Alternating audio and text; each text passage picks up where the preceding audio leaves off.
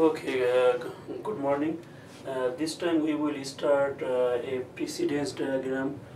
Last time I explained what is precedence diagram, what are like a special feature of this, why do we need this. So now I will show you an example. It is a very easy example. You can see here I already wrote down the problem. I have 4 activities, their duration, preceding activity, relationship, and legs. So activity A, it has 3 days duration, it is not following anybody. Relationship, I did not say anything here, that means finish to start, that common relationship. And leg, no leg. Then activity B, duration is 5 days, it is following activity A. It is a start to start relationship, and this has a leg. Similar here, C, it has 2 days duration following A. It is relationship, I did not say anything, that means finish to start. Again, if I do not say anything, it means actually finish to start. Typically we do not tell this finish to start. Nothing told, that means it is a finish to start. It has no lag. Then activity D, it is following B, it has a 6 days duration, it is finish to finish. Now what is the question? Question is find the critical path, and then early start, early finish, late start, late finish, then total float, free float. So this is the question. Let us start. So activity A, it is not following following nobody. So I will draw activity A here. What is the duration? Duration 3 days. Then activity B, it is following A with A say. So activity B say here. Activity B, it has 5 days duration. How it is going? S. That means start to start relationship. Okay, start to start means it will start to start. So this is start side, this is finish side. This is start side, finish side. So I connected here. I could go this way and connect here also. Doesn't matter. Oh, it has 3 days lag, so I will write here 3. Then activity C, it is following A would finish. So activity C, so I will write my C say here. Activity C, it has 2 days duration, finish to start, that means it will finish, it will start. Okay, maybe a color line is better for this. So it is a finish to start. Okay, then C is done. D is following B, yes. So A done, B done, C done, D is following B. So I will write here D somewhere, say D is following B. So maybe here is. So D, it has 6 day duration and it is finished to. So D, it is following B. Okay, finish to finish. That means it will finish to finish relationship. Okay, then what about here? If there is nothing here, then I have to give a milestone to connect this and this. But maybe this was not the problem. Let me check the book one more time.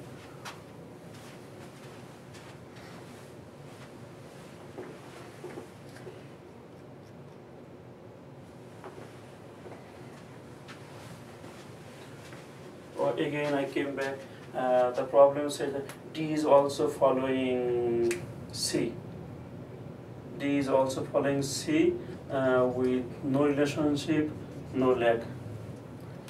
It means that D is also following C. If I do not say anything, it means it is a finish to start a relationship.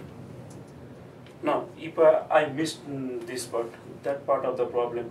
If I do not know it, then no problem. I will connect this one and this one with a finish.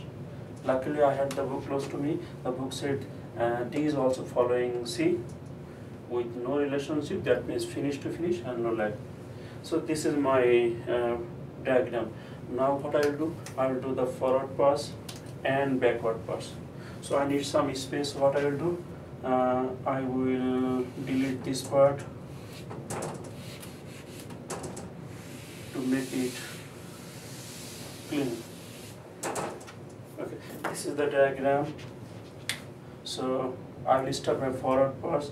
So it will start 0, after 0 takes 3 days, 3 here. Now when I will go here, it says start to start. That means B can start once A started. So A started after 0, so I have 3 days left. So A started after 0, B can start 3 days after 0. That means at least 3. So earliest starts. So here you can write here. Here we write early start, early finish. Late start, late finish. So earliest start. Then it takes 5 days. Earliest finish is 8. Then if I go forward, okay, maybe finish here now before going there. So the relationship is finish to start. Once it finished, it can start. It will finish. It is finishing after 3. I can start after 3. It takes 2 days, 5 days. When I will go here, I have 2 paths. Do it one by one. So if I follow this path, finish to finish, that means this can finish after this one finished. So it is finishing 8. So it can finish anytime after 8. Say 8, 9, 10, 8, 9, 10, 11, we do not know. Okay, keep as it is. If I follow this path, it is telling it can start once it is finished. That means this can start after it finished. That means 5. It takes 6 days, so 11. So this 5, 11 I got it from actually here. Now I will check it with here. Now if I write this 5 and 11, is there any problem with this path? What this path is telling? This path is telling this can finish after this finished. It is finishing 8, so it can finish 8, 9, 10, 11. So if I write here 11, there is no problem. So I do not need this 11. So when there is a multiple path, I should start with any path, then check with others. Okay, then I do not need it. Okay, in this path now, we know that only by forward paths we can find the critical path. So what is our critical path? The finish date is 11. Where 11 is coming? 11 is coming from 5. 5 is coming from here. So this path. Then 5 is coming from 3. 3 is coming from here. So this is my critical path. Okay, so critical path is the done. Early start, early finish done. Early start, early finish. Early start, early finish. Early start, early finish. Early start, early finish. Then we'll go back to find the late start, late finish. So late start we write here. Late finish we write here. So go back. Take a new column. It's 11. Okay, 11. It takes 6 days. So start after 5 years. Now if I come back here, what is this? Finish to start. When it after it is finish to start or start to finish. Whenever it is starting, it must finish before that. So 5 here. Then if I go this way, this path, it says it is finishing. It is finishing. Finish to finish. So when I will come here to here, I will see my finish 11. This will be my 11. Again, I am not bringing my 5 here because the relationship is finish to finish. It can finish after it finished. So it is finishing 11. So the latest date it can finish is 11. It takes 5 days, so 6. Okay, then if I go back, oh, here 5, so minus 3 it will be 3. Then if I go back here, so if I follow this path, it is a finish to start relationship. When it is starting, by this time it must finish. That means it will be 3, it will be 0. If I follow this path, start to finish path, start to start path.